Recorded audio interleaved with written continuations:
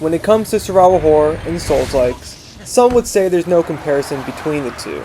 They would say they're totally different games and don't belong in the same sentence together.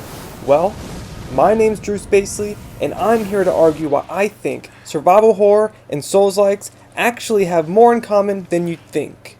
First off, I'll start by saying the majority of what's formed both of these genres' identities came from the PS1 and the PS2 eras of gaming, and have now come forward into claiming some of their current and future identities. As a longtime fan of Resident Evil and Silent Hills, I fell in love with the hardcore style of gaming, where trial and error was the forefront of the genres. Sure, they had difficulty sliders, but you weren't a true fan unless you were beating these games on max difficulty and claiming whatever unlockables they had after finishing these games. Multiple runs became the way to play, and different endings were something for people who wanted a little bit more from the story side of these games. Newer survival horror games have become slightly more linear, but what has attracted me towards Souls-likes of late is the replayability I used to get from my old survival horror games, with multiple endings and acquiring special weapons and items in-game. Man, I do miss those days. Shit. Now, overall, these games progress totally different. 1. You kill enemies to acquire souls or resources to upgrade your player character or weapons, and kill bosses to progress. On the other, you're finding items to unlock doors and completing puzzles to open a way forward. In a Souls game, enemies respawn at bonfires.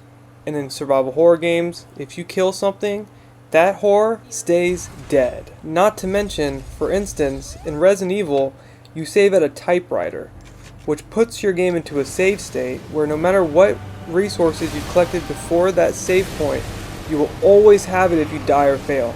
On the other hand, you can use countless arrows while fighting a boss in a Souls-like, and you'll never see those suckers again unless you get back to the grind. Oh, how I love that aspect. Now, exploration and backtracking is a priority to both these genres. Collecting mysterious items just to have your brain make a connection between that key you just found in a location you previously visited an hour earlier does not get old. Backtracking can be a controversial point for some players, but for me, I love it.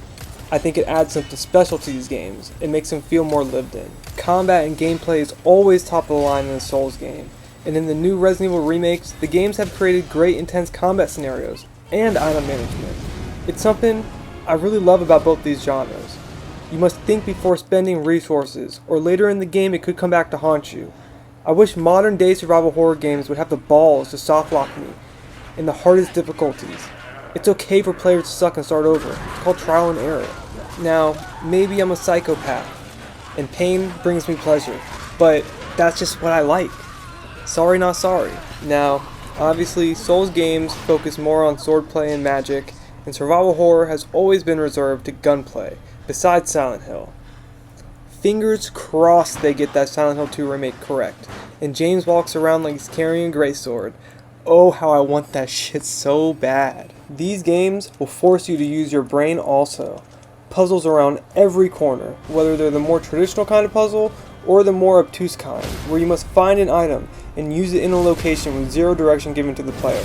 Or perhaps a boss fight, where you're getting your face stomped in, and you must reevaluate yourself and change your stats, your weapons, or your builds. Or perhaps you're fighting incorrectly and timing is your issue. Either way, these games offer memorable boss fights. From Software games in particular are known specifically for the hardest boss fights you'll find inside of a game, but growing up, I remember thinking about classic horror games and how amazing their bosses were.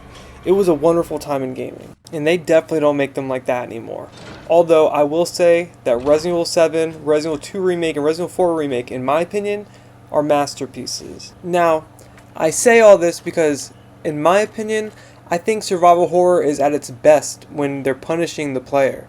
And that's something that I think should be the backbone of these games. They should not be soft. They're literally called survival horror.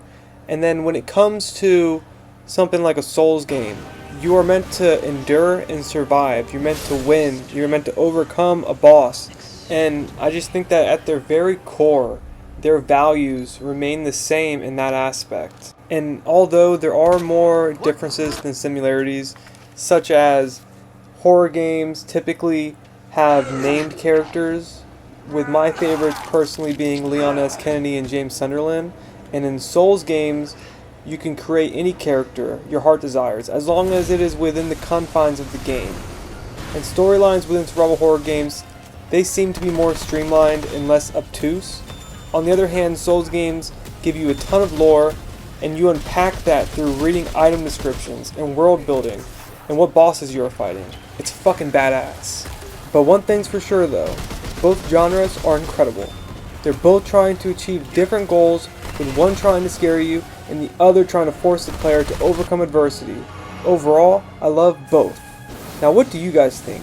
Did I make any valid points? Do you see any comparisons at all when it comes to old school gaming and how FromSoft brought that style of gaming forward to modern audiences and made it popular again? I'd love to see what y'all think in the comments. I hope y'all like this kind of video.